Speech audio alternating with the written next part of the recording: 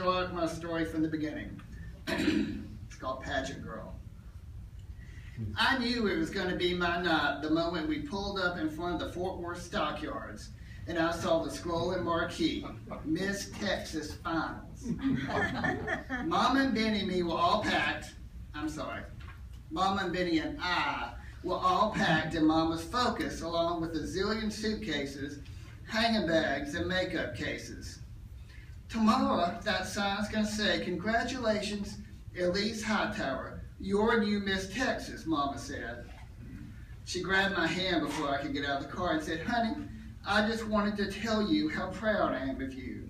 Her eyes were welling up for the umpteenth time that week. "I know you are, Mama. I love you. I want to have a little prayer before we get out of the car." "Make it snappy, Joe Nell. We're running late as it is," said Benny. Mama ignored him and started praying. "Precious Lord Jesus, please bless my baby girl Elise as she goes forth to represent her beautiful state. And keep her boobs in her swimsuit," said Benny. "Come on. We'll be late." Mama frowned, but Benny was already out of the car. "Mama, ixnay on the Aptus Bay while Benny's around. You know how he feels about all that religious stuff." "Oh, it's all right, Elise," said Benny. "She's just praying for you." He started pulling bags out of the trunk. "She knows better than to try to save my wretched soul anymore, since she dragged me to that Baptist church and the preacher talked for 45 minutes on the sin of Sodom, staring at me the whole time." I joined Benny at the trunk, and he stopped what he was doing and looked me in the face. "I told her I would coach you all the way to Miss America. But if she tried to get me to that church again, I'd be back in Oklahoma City so fast it'd make her head spin." She saw the light. She never mentioned Jesus to me again. I was helping Benny with the gowns when I heard a familiar screech. "Elise!" I looked up, and there she was, clacking up to me in those ridiculous feathered mules, gigantic curlers in her hair. Miss Dallas Northeast. "Hey, sweetie, I was so excited to hear you finally won a local pageant so we could compete together again. 4 years in a row, can you believe it? For a while, I didn't think you'd make it this year." She gave me an air kiss and waved at Mama. "Hey, Miss Hightower, oh my God, Elise, this is our last time at Miss Texas. I mean, you're going to be too old next year."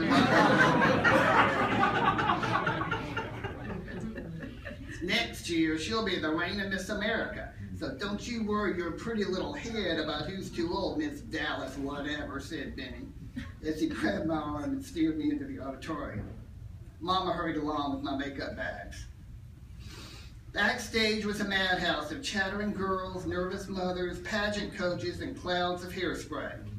The old gay men who ran this thing were having a final run-through with a clutch of former title holders, while somebody's fat aunt was trying to organize a last-minute prayer circle. It was a cross between Baptist Revival and Gay Pride. Benny was in his element. He found our station, a little table and mirror and clothes rack on wheels with a sign above it that said Miss Greater Temple. He started organizing.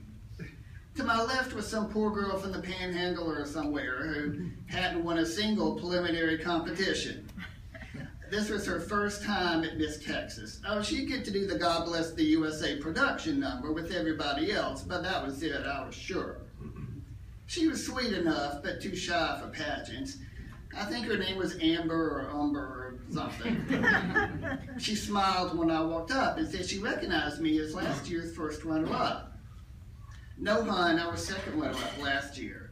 First runner-up the year before. Dallas Northeast, and I flip-flopped the last 2 years," I said. Speak of the devil. Up walked Dallas Northeast and sat up right next to me. I swear that bitch paid somebody to set up in the station there and try to psych me out. She arrived with her bachelor uncle, who was coaching her. Calls himself Maurice, but I bet $10 his mama didn't give him that name. I think he's a choir director in Ponder or someplace. Kept talking about hot all the girls were, as if he was fooling anybody.